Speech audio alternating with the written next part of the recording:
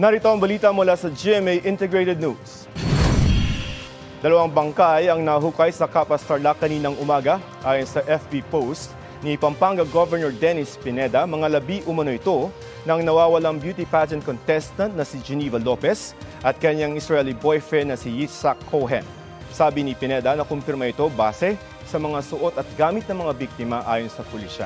Ayon sa CIDG, sasailalim ang mga labi sa DNA analysis. Ang NBI naman magsasagawa ng autopsy. Sinusubukan din namin kunan ng mga pahayagang pamilya ng Lopez at Cohen na nasa punerarya kung saan dinala ang mga labi. Narito ang iba pa mga balitang binabantayan ng GMA Integrated News. Pinansagang monster ship ng China Coast Guard lumapit ng halos 800 yards sa BRP Teresa Magbanwa sa Escoda Shoal. Ayon po yan kay PCG spokesperson for the West Philippine Sea, Commodore J. Tariela.